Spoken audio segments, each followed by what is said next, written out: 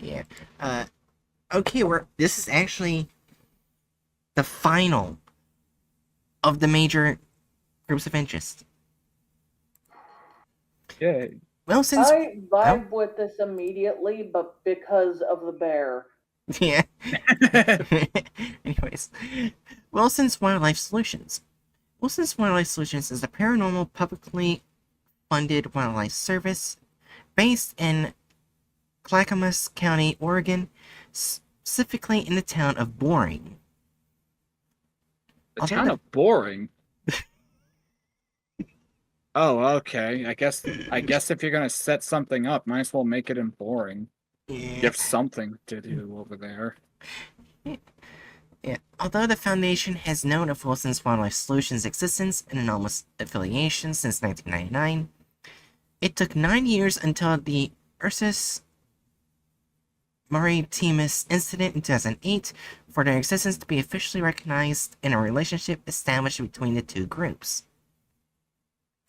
Currently, the Boring Agreement outlines that Wilson's Wildlife Solutions should be supervised by MTF Beta 4 castaways local to Site-64, and that they may handle containment of safe or Euclid fauna-based anomalies with varying degrees of Foundation intervention on a case-to-case basis. Amendments to the Boring Agreement can be and have been made to account for gray areas or new policies as necessary. So it's just a nature reserve for safe and Euclid class fauna? It's just a nature reserve for anomalous nature. That's tight as fuck. I like that. Alright. Welcome to the Wilson's Wildlife Solutions. Boring Agreement Prelude. In this world of normalcy is difficult to maintain, the regulation of anomalous is a strain on all those involved and always involved. Funds, personnel, our very humanity is taxed. However, it is of utmost importance that normalcy is maintained, as that has been and continues to be part of the Foundation's prime directive. Due to the importance of normalcy, containment of anomalies is generally undertaken by the Foundation, with little exception that is within our control. However, due to rising anomalous activity, we have been forced to examine our own resources, and while they are plentiful, they are not infinite. It is because of this inherent, undeniable limit to our influence that we make this proposition. The Boring Agreement is not just an outline of steps and regulations, or contractual legalization that allows Wilson's Wildlife Solutions to interact with anomalies. It is a pact that must be upheld no matter the cost. The Boring Agreement is Wilson's Wildlife Solutions' pledge to maintain normalcy and to bear all burdens that the duty entails. Secure, contain, protect. Introduction. Hello, partner. It looks like you, fine fellow, have found yourself in Clackamas County in the town of Boring, Oregon. I can claim to have the least fitting name in all the United States, except maybe Hell over in Michigan. For those of you for those of you who grew up here, it sure may as well be boring as all boring can get, but we've recently run into some people who have affectionately referred to as the supervisors, and through some conversations here and a small talk there, we know that we apparently live in what some call a nexus. A nexus that gives us some weird animals around these parts. I myself am Tim Wilson, the founder of this wonderful community-funded organization that goes by the name Wilson's Wildlife Solutions. We have wildlife problems and we solve them. Recently, we've gotten some new sources of cash, so we're spreading our horizons all across Oregon, which is known, but not by most, as the world's greatest source of exotic fauna. The Amazon may have its parakeets and tigers, or whatever lies down there, but up here we've got a big, supposedly extinct birds, cleverly calming turtles, money-driven crows, time-hopping coyotes, and the like. Oh no, not the coyotes. I'm hopping coyotes. Whoa. That's awesome. Hatch, I was thinking about the other coyotes, no, like the priest coyote. Oh yeah, that thing. That took you a moment, didn't it? Yeah, I completely forgot about that thing. When I think How when he I was like upset that the researcher wouldn't sleep with him. Yeah. yeah, horny coyote. Anyways, we've been operational since 1997, when I was but a wee lad for 42 years.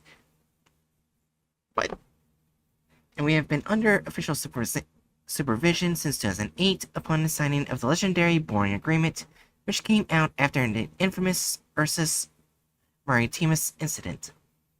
Since then, it has been. Might wanna grab that and open it. Yeah, I just did. Yeah. Since then, it has been much different, both in good and bad ways. Well, as of time of writing, the world is a crazy place, and it's honestly a bit surprising just how well we have been handling it. Let's hope we stay that way. What we're all about. Our organizational structure is flimsy at best, but it works. I, Tim Wilson, am the founder, and some people are second in command, and some people are below them. And everyone does what they are best at and what they want to do. Officially, we can be called by anyone in Clackamas County to handle, say, a group of deer that consistently block the road, or raccoons that keep getting into the trash. Unofficially, we can be called by anyone in Oregon to be expected to respond for several, much more esoteric than our website list. We have a website, by the way. We're also officially a wildlife rehabilitation center. Give us some animals with broken legs or birds with clipped wings, and we'll get them back on their feet guaranteed. It's what we do. As a team, we're ecological.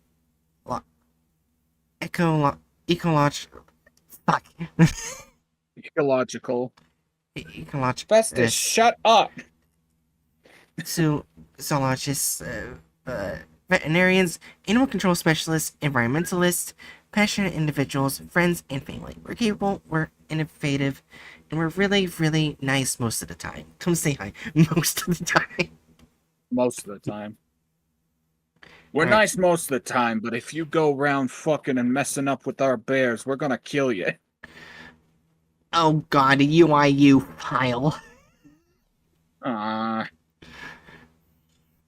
Okay, this is from here. We don't have a name for this critter, but folks around the Wildlife Center had taken simply calling him the polar bear during his time with us. Run critter profile, the polar bear. I just want to talk to her and let her know we're going to cover her expenses. I think I might have to take out another loan. It'll be a-okay from UIU file.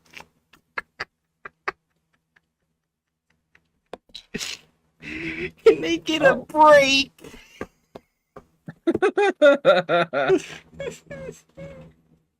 I'm sorry for the interruption, but the point is that all of these can be handled on a case-by-case basis. Oh wait, but together Wilson's wildlife is starting to bite off a bit more than it can chew, and I think we have to do something about it from on the radar. Choose a beginning. There's no wrong path. Oh no.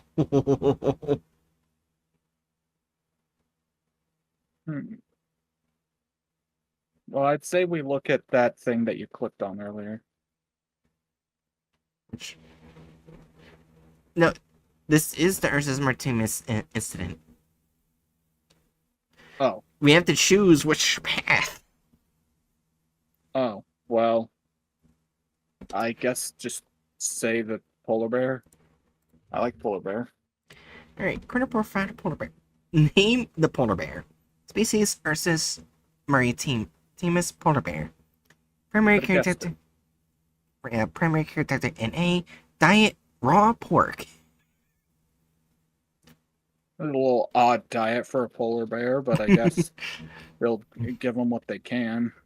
Yeah, housed enclosure 3, formerly refrigerated storage Inc. Locker 5 currently. Creature features. We don't have a name for this critter, but folks around the Wildlife Center have taken to calling him simply the polar bear during his time with us. You heard that right. This is a genuine polar bear, straight from the Arctic. Well, I assume he's from the Arctic.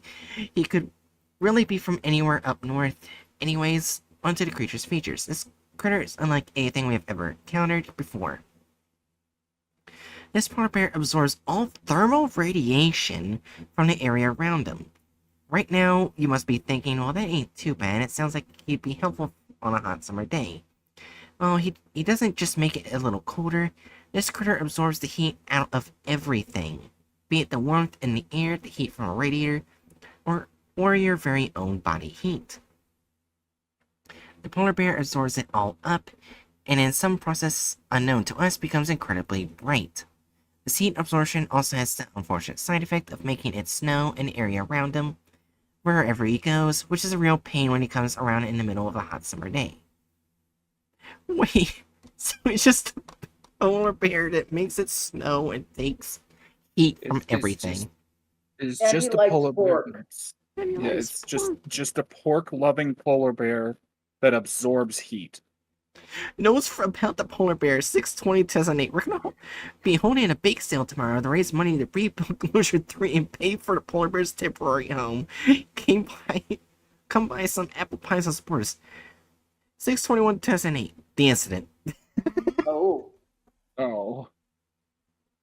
I'm guessing the incident is what led to the Foundation getting involved. Yeah, the incident. Hello there, my name is Tim Wilson. Yes, that Tim Wilson. I'm going to be taking over from AI to finish this critter profile. He is currently at home getting some much-deserved R&R. Now, I'm sure you've already watched the news and know what happened. A polar bear wandered around town for a little over 2 hours in the midst of a massive blizzard, destroying 2 buildings, flipping over a dumpster, ripping apart fences, and causing the untimely deaths of Andrew and Kelly Cook, a pair of government agents, and our friend Sarah Gardner. We will be hosting a memorial service for Sarah Cooper, Ducati, and Bluefur on the 4th of those that can attend. What you don't know is what happened after the bear's death. Well, they killed the bear? Oh. The government took his corpse somewhere. We don't know where. They did stay to help us clean up the town, which was awful nice of them. You might have seen their snow plows driving around the past few days. Later that day, a bunch of folks in suits showed up and asked us to have a meeting with them. I really didn't want to meet with them, especially during all of this, but the way they said it made it clear that I didn't have much of a choice. Oh, it's probably not AI. So Al, Faye, she came along for emotional support, Yeah. and I met them. I'm so used to that being AI. I hate capital I and an L. Yeah. Why? Yeah. It sucks. Apparently, those folks were the ones sending us all the donations, and they wanted to make an agreement with us. They would give us the resources to take care of all the unusual critters and boring, and we would give them any critter that were too much for us to handle. I accepted, of course. I would have to be dumb not to. There are more critters and boring than we could have ever hoped to handle on our own. These supervisors, as people have taken to calling them, will help us make boring a safer place for person and critter alike. And hopefully this agreement will prevent anyone else from getting hurt. Before I go, I would like to apologize to all of you, every single one of you. I bit off more than I could chew, and I dragged you all along with me. I was reckless, I regret it, and I'm deeply sorry. If you'd like to sign the card we're getting for Sarah's family, please drop by the news center. I love you all. Oh. So do we need to continue? I feel like we've got enough. I would put them in neutral good. Yeah. Neutral good sounds good. They're well-meaning. They're fundamentally trying to do a very good thing. They're not lawful enough to where I would put them in lawful. They just doing what they can to help the wildlife. Come on. Thank you. I forgot. We also have quotes for right here. From Pedigrees. I cannot begin to express how grateful all of us here at the center for all your donation. It is my pleasure to inform you that your generosity is allowed for the expansion of our Portland's location. We can finally move our modest little office to a bigger area where we can build a kennel and play area to encourage on-site adoptions. Thank you very much. There you go. Population control says controlled. I thank whoever's up there every day for my organization, though sometimes I gotta think someone a bit more down to earth. If it weren't for those doctors over by the Foundation, our organization would probably have faded into obscurity. Instead, they decided to let us do our thing, and I think A lot of us appreciate that, I certainly do. Captain Kirby's proposal, that means it's an SCP-001 proposal. My god, we've started outsourcing the pet shelters.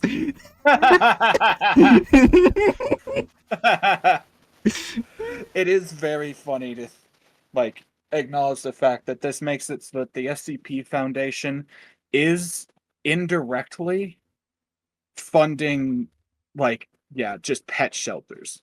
Like, just mundane pet shelters.